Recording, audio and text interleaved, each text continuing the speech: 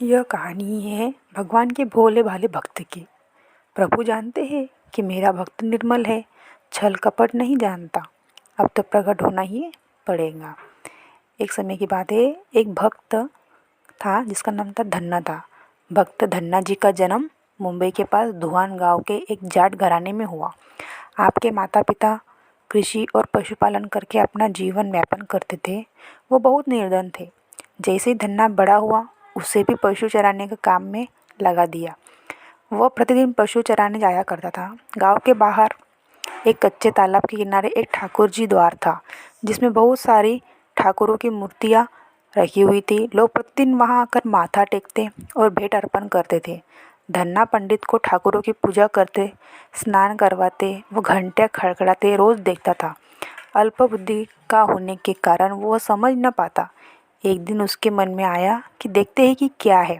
उसने एक दिन पंडित से पूछ ही लिया कि आप मूर्तियों के आगे बैठकर क्या करते हो। पंडित ने कहा, ठाकुर की सेवा करते हैं, जिससे कि मनोकामनाएं पूर्ण होती है।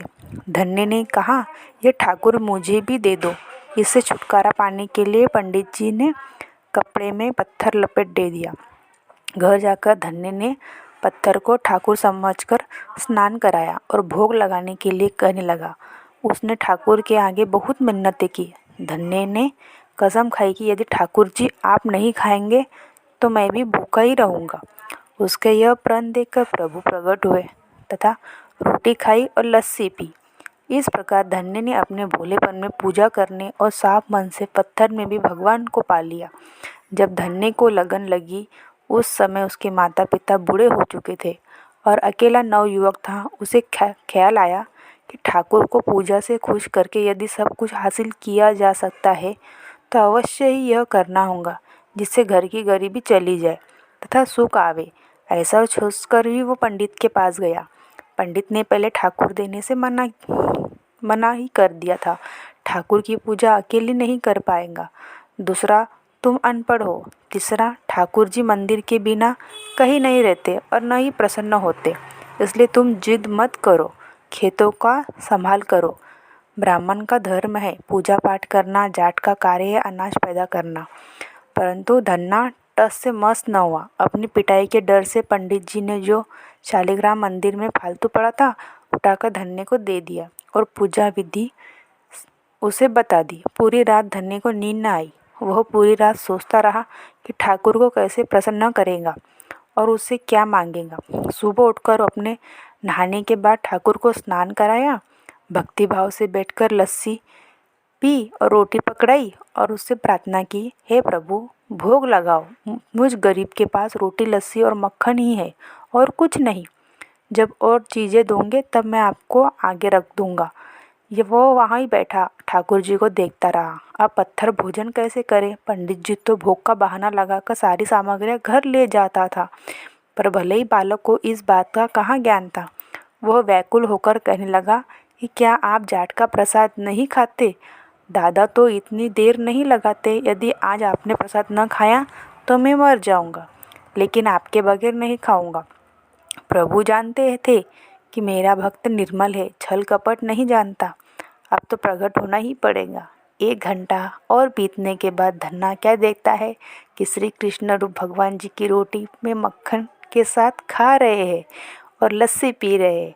भोजन खाकर प्रभु बोले, धन्य जो तुम इच्छा है मांग लो, मैं तुम पर प्रसन्न हूँ। धन्य ने हाथ जोड़कर विनती की कि भाव जो तुम भक्ति करते हैं और तू उनके कार्य सवार देता है, मुझे गेहूँ दाल व घी दीजिए, मैं खुश हो जाऊंगा। यदि जूता कपड़े के 7 प्रकार के अनाज, गाय या भैंस सवारी करने के लिए घोड़ी तथा घर देखभाल करने के लिए सुंदर नारी मुझे दे। धन्य ने यह वचन सुनकर प्रभु हंस पड़े और बोले, यह सब वस्तु तुम्हें मिल जाएंगी।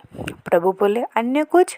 प्रभु, मैं जब भी आपको याद करूं आप दर्शन दीजिए, यदि कोई ज़रूरत हुई तो बताऊंगा। तथास्तु, भगवान ने उत्तर दिया। हे प्रभु, धन्ना आज से आपका आजीवन सेवक हुआ। आपके अलावा किसी अन्य का नाम नहीं लूँगा। अन्य का। धन्ना खुशी से दीवाना हो गया। उसकी आंखें बंद हो गई। जब आंखें खोली तो प्रभु वहाँ नहीं थे। वह पत्थर का सालग्राम वहाँ पड़ा था। उसने बर्तन में बचा हुआ प्रसाद खाया, जिससे उसे तीनों लोक का ज्ञान हो गया। प्रभु के दर्शनों के कुछ दिन पश्चात धन्य के घर सारी खुशियाँ आ गई। एक अच्छे अमीर घर का उसका विवाह हो गया। उसकी बिना बोई भूमि पर भी फसल लहला गई। उसने जो प्रभु से मांगा था उसे सब कुछ मिल गया।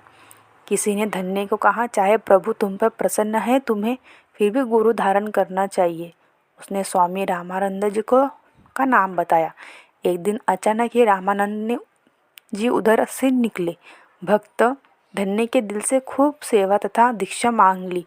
रामानंद जी ने उसकी विनती स्वीकार कर ली और दीक्षा देकर धन्य के अपना शिष्य बना लिया। धन्ना भगवान के नाम पर सुमिरन करने लगा।